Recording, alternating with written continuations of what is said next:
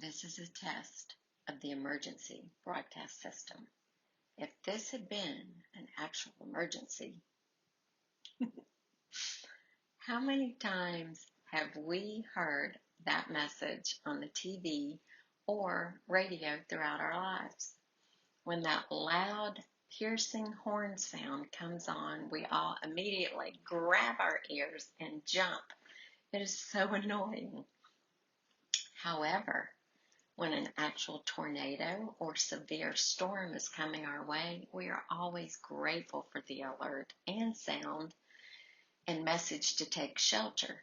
Today, we live in a strange world where we are constantly aware of our safety in the daily updates and changes in our pandemic. Before this pandemic, we were all going through our daily routine, self-absorbed and getting our task list done, and then getting up and doing all over again the next day. Suddenly and without warning, a different alert system announces the approach of a pandemic like we have never seen in this world. Suddenly, our routines are meaningless. Suddenly, we are fighting for our lives. Our lives are turned upside down. Life as we've known it no longer exists. There are those that are following the rules to the letter. Then there are those that are rebelling against the warnings and the governmental decisions, setting bad examples to those around. In the Bible, there's a book called Amos. In that story, it tells of how Israel was warned about their self-centeredness and indulgent living. God sent them an emergency warning, and they didn't take it seriously. God was going to destroy them, but Amos interceded for them. God wants to redeem his people, not punish them. Like a loving father, he does not withhold punishment, though. He disciplines lives of those he loves. Let me ask you this.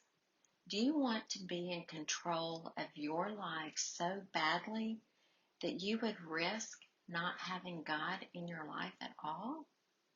Can you imagine a life without God or his word? Have you taken time to think what it would be like if churches were forever closed? What if there was no longer online church services or Bible teaching?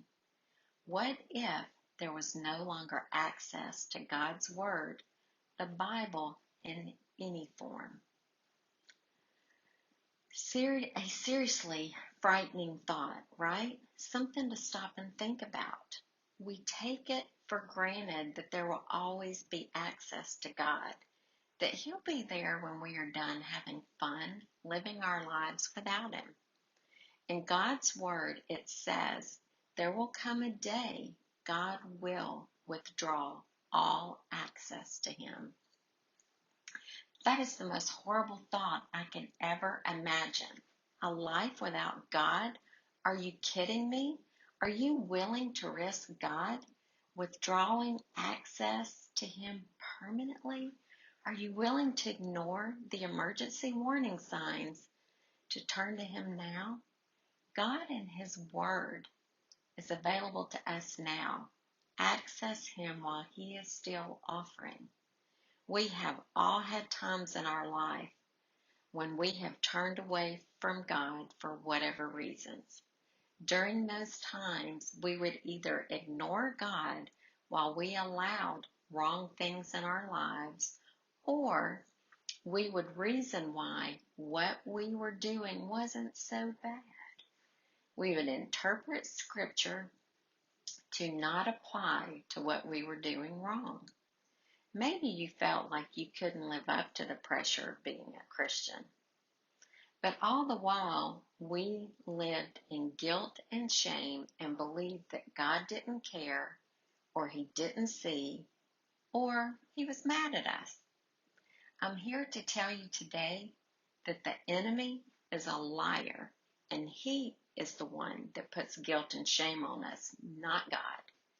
He is the one that makes us believe we can't please God or be a good enough Christian. Wrong. God loves us. He wants a relationship with us. All we have to do is invite Him into our hearts and surrender our lives to Him. It's that easy. Let's pray. Father God, thank you for sending emergency signals to our attention to turn us back to you. Thank you for loving us unconditionally. Thank you for loving us so much that you sent your Son to die for our sins. Thank you that Jesus' blood covers our sins.